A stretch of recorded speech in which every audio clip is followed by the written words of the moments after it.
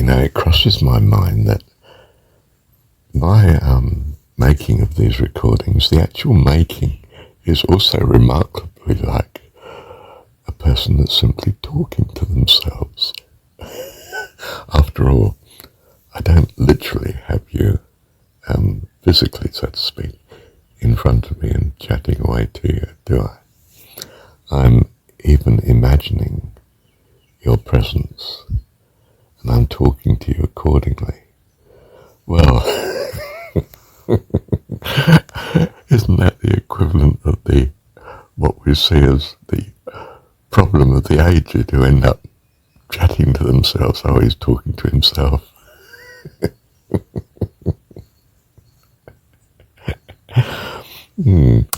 Is this good or bad? Let me think about it a moment. Well, it obviously can be good for the person if the company they are being is good company. And the wonderful thing about this modern technology, well, it's modern at this stage. It probably looks a bit antiquated to you listening to it now, but it seemed very modern to me at this time when I'm doing it.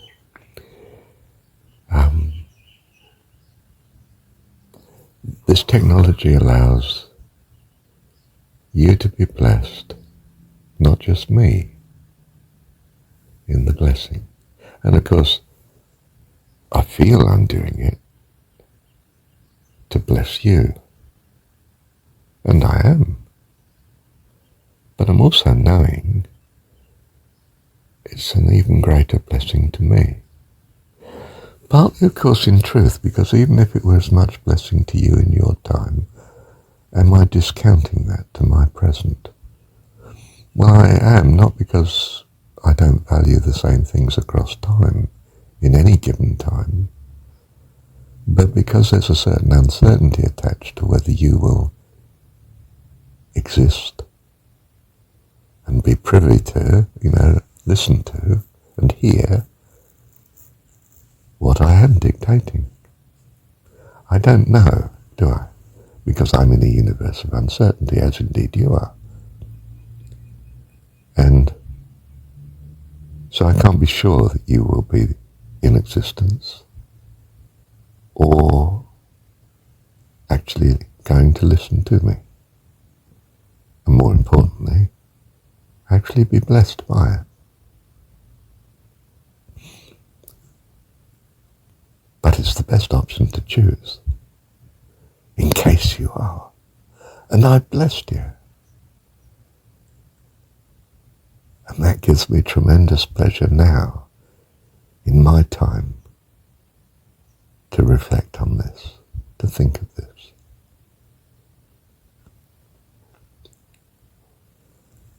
So I'm greatly blessed, which in everyday language means I'm very happy about this. I don't know how to get away from the formal language that we use sometimes, but I am trying to do my best in that regard, and that's why I try to hold an informality in how I record. I try to speak as I think, not examine what I'm going to say to you on the recording, but simply record. And it takes some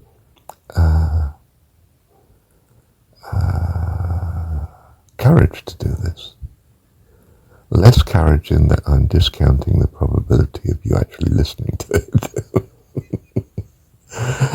But some fearful concern that you might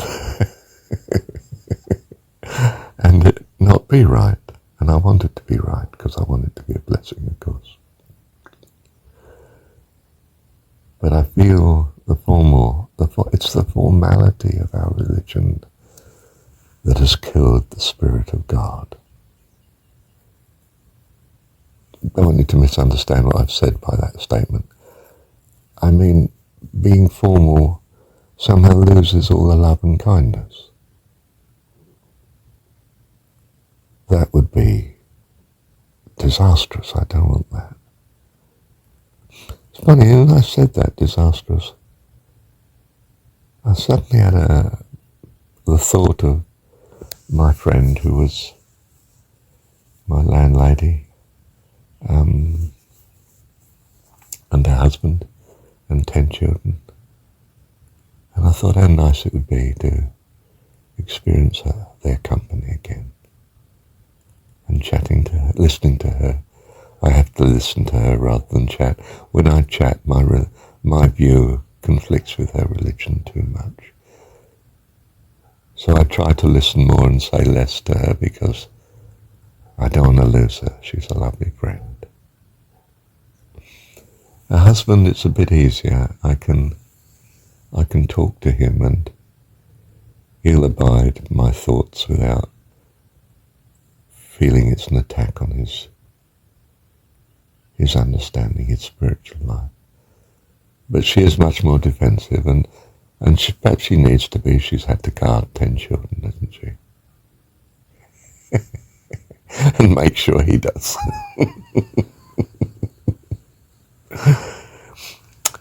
Well, let me pause a second, just think. Well, I've probably said enough. I should probably say more too, but bless you. Thank you, Dad.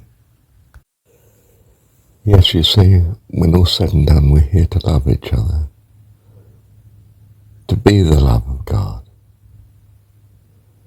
I am the love of you, Dad.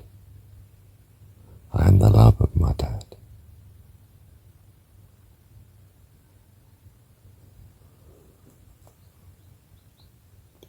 We love Dad.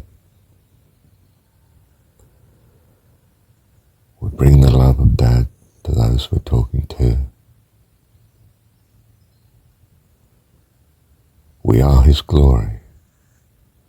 He's glorified by His love, and we're part of that love.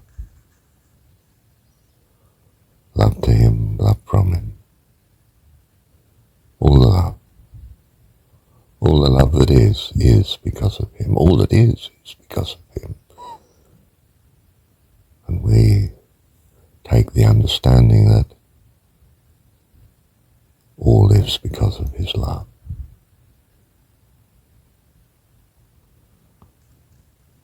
Love you, Dad. Love you, Dad. Thank you, Dad. Well, some Pentecostal pastor I used to know, he said, oh, of course we're brainwashing the kids. We're brainwashing them into something that's going to bless them and be of value, as he saw it, of course, which was his particular evangelical understanding of Christianity. And as opposed to what the world's doing, which is brainwashing them with stuff that's going to wreck their lives and bring unhappiness and wreck their eternal future, of course. He wouldn't put it in quite those words, but very nearly. And I thought, how right you are. I like that. There's nothing wrong with brainwashing, providing it's truly cleansing, and we put in it things that are truly of God. Of course, we're in a world of uncertainty, so we're never quite sure that we are actually achieving this. And if we are sure, we're deluded. And, well, our practice might just reveal this to us, that we shouldn't be too sure, not while we're here anyway. We should be aware that we're choosing what we value most. And we're very much in earnest about trying to, in some sense, get right what we're valuing.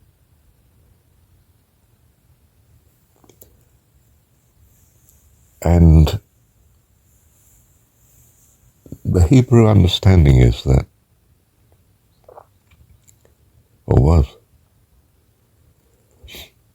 that you could only do this by truly loving your God with all your heart, soul, mind and strength.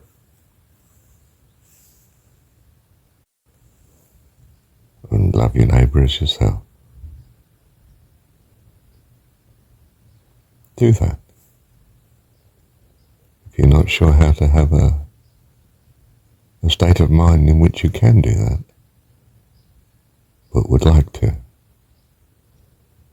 then practice thankfulness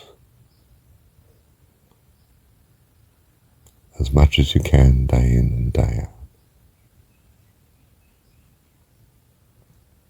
Bless you.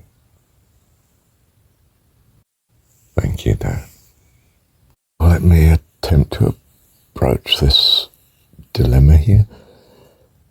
The lady concerned, she is at her best when she's just left to talk, and she talks of loving kindness, the lovely things in her life. When she's confronted with my theology, for argument's sake, my philosophy, my view, she becomes incredibly adamant and forceful as regards her own religious understanding. And the love drains out of the interaction between us. It becomes horrible. She's forcefully retired into her castle of theology, and I've lost her loving kindness, her loveliness, her goodness. And I'm perplexed and don't know what to do for the best. And hopefully I shut up, so I don't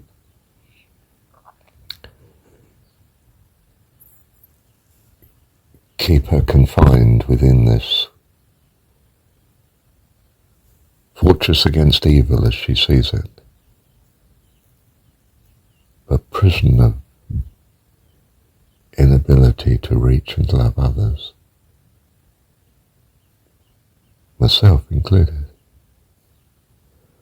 And I'm therefore starved of her true goodness.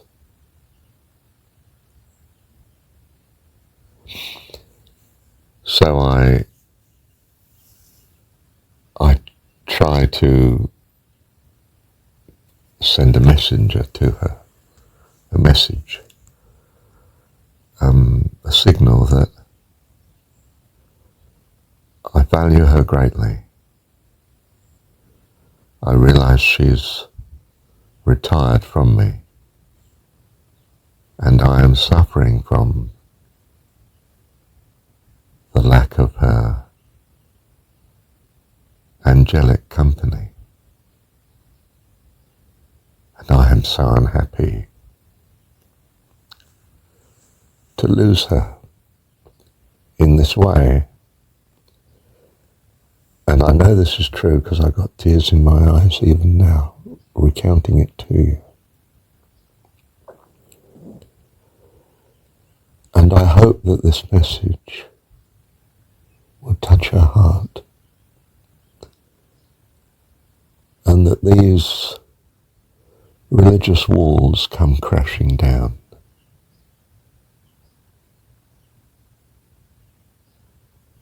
And that we may abide again in true fellowship, in the love and kindness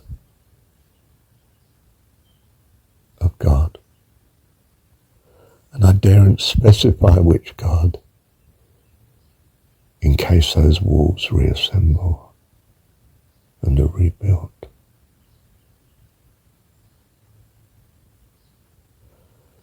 So I find religion and theology a nightmare that, far from building a loving and kind Fellowship brings war and desolation, and I pronounce it therefore to be evil.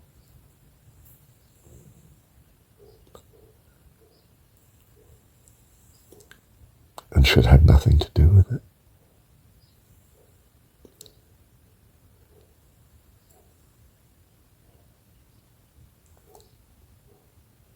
Because not only do I love you,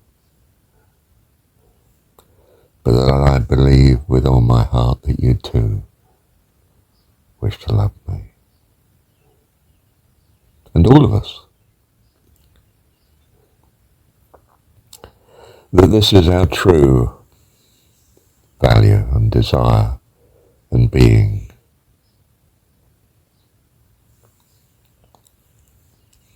And I would like you to pause a moment on that. Our true desire, our true values, our true being, who we are. That in reality, we love each other, always have done and always will do. And that this is the eternity that is, both into the past, present, and future.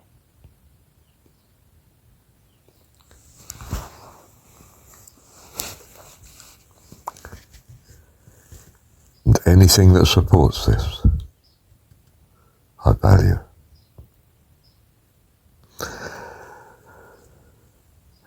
And anything that is against this, I try to experience in grace, to suffer it in grace, not to resist it, but not to nurture it. For I can only be devoted to what I truly value. And it is this that God is and is wonderful, loving and kind. And powerful enough, probably infinitely powerful, that all things are in his loving kindness. And that we, his children, are accordingly, and are going to be an incredible family, a host of heaven, of fellowship, an absolute joy to him, our dad, and each other.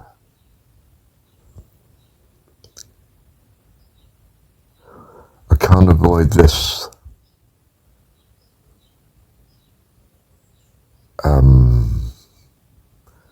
philosophy or theology, whatever it's called, because it is what I see as ultimately the most valuable. To be devoted to, this is my God. And I would like with all my heart to practice being devoted to such, to love him, the person of him, with all my heart, soul, mind and strength.